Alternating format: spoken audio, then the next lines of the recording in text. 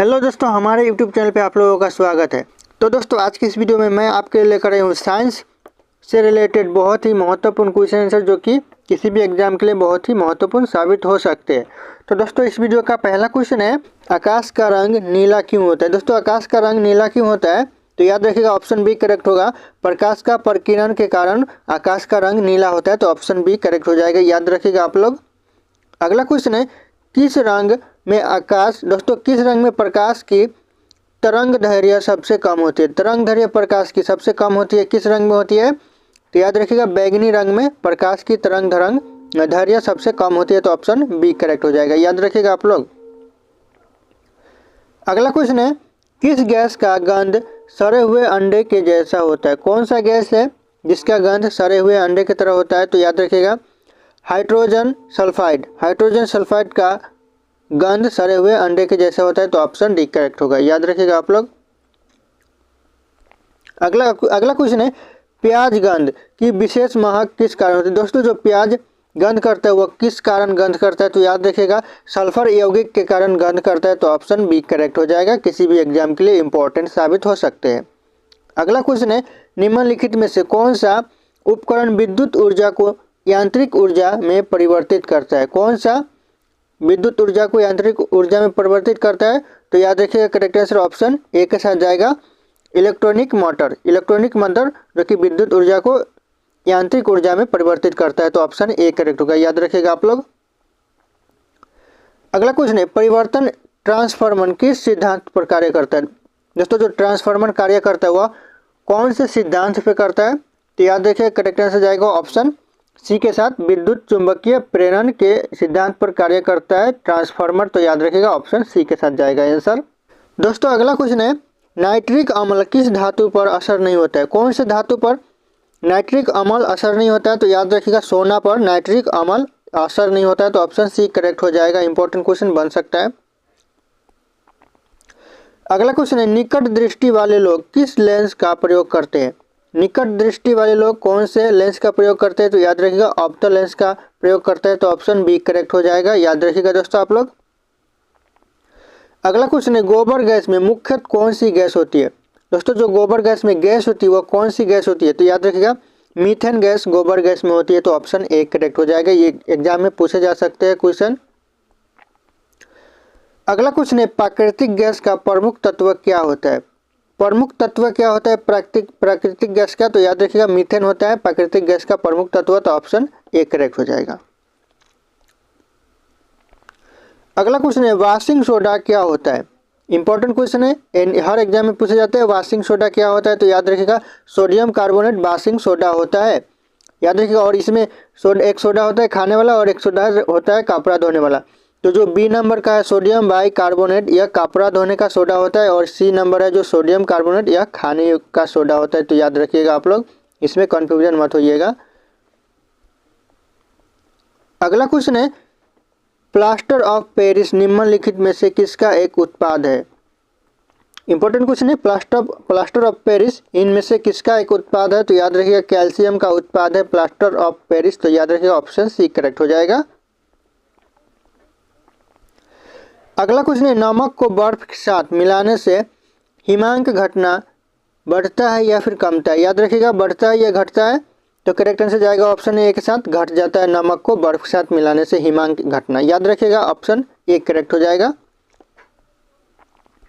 अगला क्वेश्चन है, किसका तरंग दैर्घ्य सबसे अधिक होता है।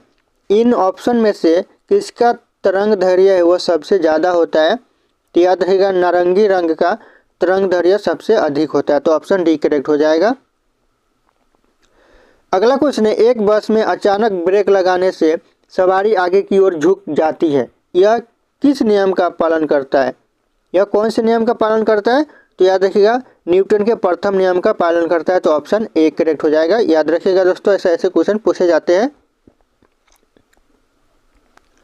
अगला क्वेश्चन है, दूध का घनत्व मापने के लिए कौन सा उपकरण उपयुक्त किया जाता है। इंपॉर्टेंट क्वेश्चन है, दूध का घनत्व मापने के लिए कौन सा उपकरण उपयुक्त किया जाता है, तो याद रखिएगा लैक्टोमीटर उपयोग किया जाता है, तो ऑप्शन ए करेक्ट हो जाएगा।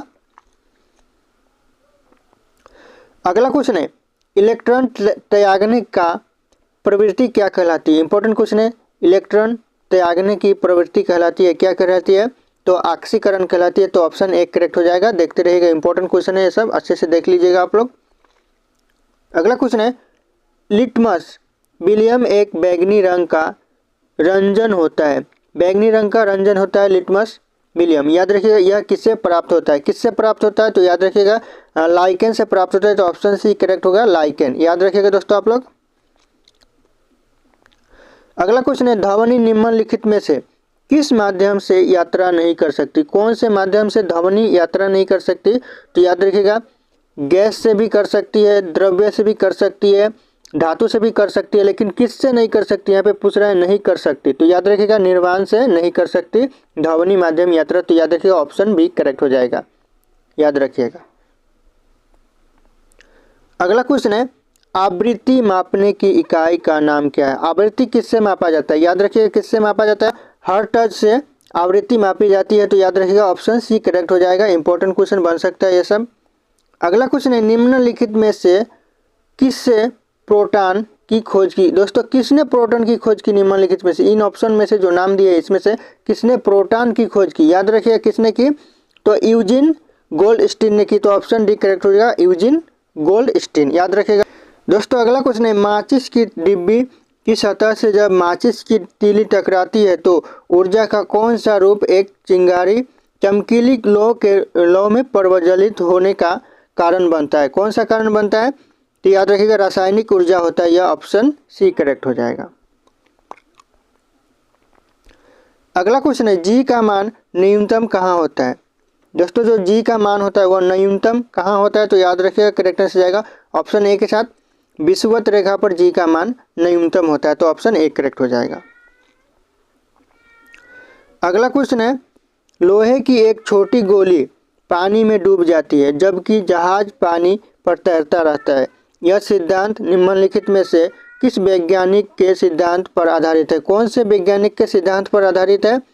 तो याद रखिएगा, आर्किमिडीज के सिद्धांत पर आधारित है। तो ऑप्शन डी करेक्ट होगा। याद रखिएगा, आर्किमिडीज। अगला क्वेश्चन है, निम्नलिखित में से किस में ध्वनि की गति सबसे तेज होती है? कौन से इन ऑप्शन में से किस में ध्वनि की गति सबसे तेज होती है? तो याद रखिएगा, लोहा में सबसे तेज होती है ध्वनि की गति। तो ऑप्शन बी करेक्ट हो जाएगा। अगला क्वेश्चन है, निम्नलिखित में से किस आवृत्ति की ध्वनि मनुष्य द्वारा श्रव्य होती है? श्रव्य होती है मनुष्य द्वारा किस आवृत्ति की? तो याद रखिएगा, ऑप्शन डी हो जाएगा, 100 हर्ज, यानी 100 हर्ज आवृत्ति की मनुष्य द्वारा श्रव्य होती है। तो ऑप्शन डी करेक्ट हो जाएगा। याद रखिएगा आप लोग।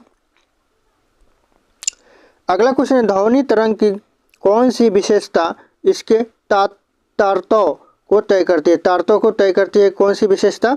तो याद रखिएगा, आवृत्ति विशेषता है जो कि तारतों को तय करती है। तो ऑप्शन सी करेक्ट हो जाएगा। अगला क्वेश्चन है, दो व्यक्तियों के वार्तालाप में आवाज का डेसिबल स्तर क्या होगा? डेसिबल स्तर क्या होगा दो व्यक्तियों की आवाज का? तो याद रखिएगा, लगभग 30 dB होता है। ऑप्शन सी करेक्ट होगा, 30 dB होगा। याद रखिएगा आप लोग।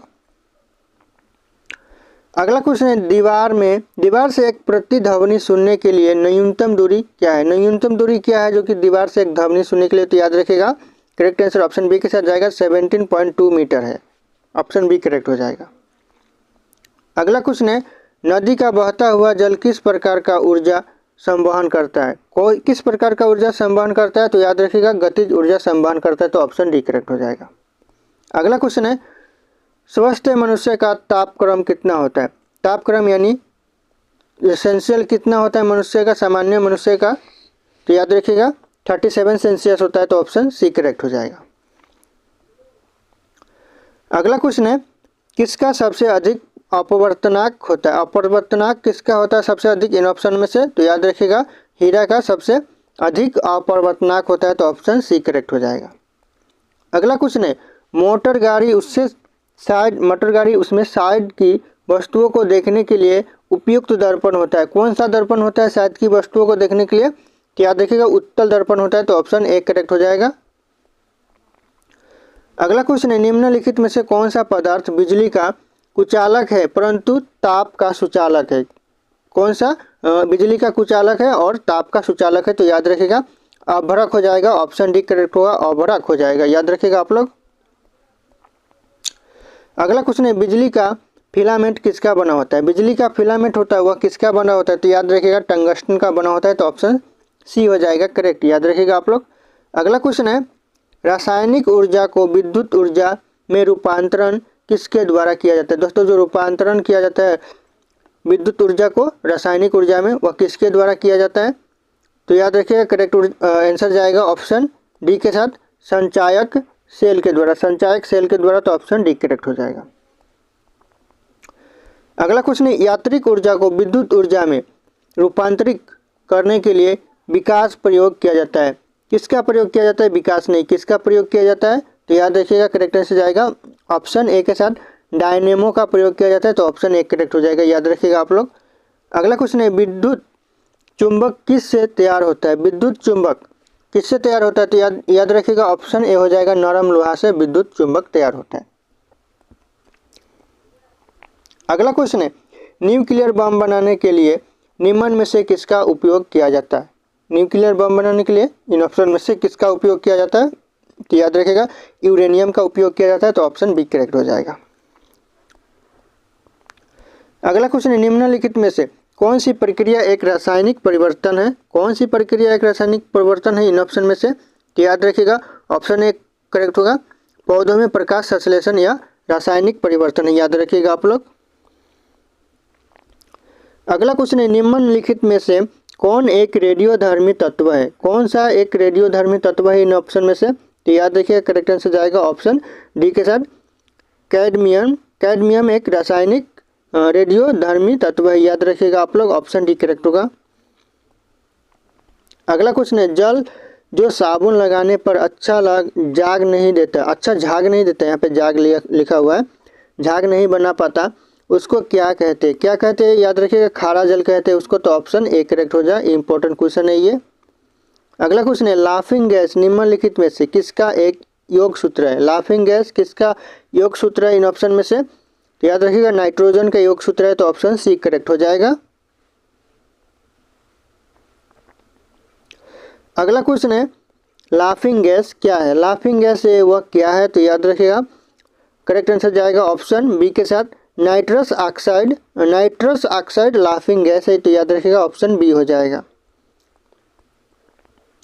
अगला क्वेश्चन है निम्नलिखित में से किसका उपयोग करके पानी के पीने का रासायनिक कीटनाशु शोधक किया जाता है? कीटनाशु शोधक किया जाता है किसका प्रयोग करके? तो याद रखिएगा क्लोरीन का प्रयोग करके कीटनाशु शोधक किया जाता है, तो ऑप्शन बी करेक्ट हो जाएगा, आप लोग याद रखिएगा।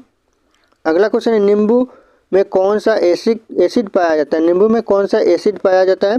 तो याद रखिएगा साइट्रिक एसिड पाया जाता है नींबू में, तो ऑप्शन सी करेक्ट हो जाएगा। अगला क्वेश्चन है निम्नलिखित में से हरे फलों को पकाने के लिए किसका उपयोग किया जाता है? हरे फलों को पकाने के लिए इन ऑप्शन में से किसका उपयोग किया जाता है? तो याद रखिएगा एसिटिलीन का उपयोग किया जाता है, तो ऑप्शन एक करेक्ट हो जाएगा, एसिटिलीन, याद रखिएगा आप लोग। अगला क्वेश्चन है कृत्रिम वर्षा करने के लिए क्या उपयोग किया जाता है? क्या उपयोग किया जाता है कृत्रिम वर्षा करने के लिए? तो याद रखिएगा ऑप्शन बी करेक्ट होगा, सिल्वर आयोडाइड का प्रयोग किया जाता है, तो ऑप्शन बी करेक्ट हो जाएगा, याद रखिएगा आप लोग। अगला क्वेश्चन है पीतल किसका मिश्रण है? पीतल किसका मिश्रण है? तो याद रखिएगा जस्ता और तांबा का मिश्रण है पीतल, तो ऑप्शन डी करेक्ट हो जाएगा। अगला क्वेश्चन है जंग लगने पर लोहे का भार घटता है या बढ़ता है? इंपॉर्टेंट क्वेश्चन है, घटता है बढ़ता है? तो याद रखिएगा बढ़ता है जंग लगने पर लोहे का भार, तो ऑप्शन ए करेक्ट हो जाएगा। अगला क्वेश्चन है कोशिका में कौन सी पाचन थैली कहलाती है? पाचन थैली कहलाती है वह कोशिका में कौन सी है? तो याद रखिएगा लाइसोसोम पाचन थैली कहलाती है कोशिका में, तो याद रखिएगा ऑप्शन सी करेक्ट हो जाएगा। अगला क्वेश्चन है हमारे शरीर में हमारे कुल पोषक तत्वों और खनिज अवशोषण का 90% हिस्सा कहाँ होता है? इंपॉर्टेंट क्वेश्चन है, कहाँ होता है? तो इस क्वेश्चन का सही उत्तर आप लोगों को कमेंट करके बताना है, ऑप्शन यहाँ पे शो कर रहे हैं। फिर मिलते हैं अगले वीडियो में।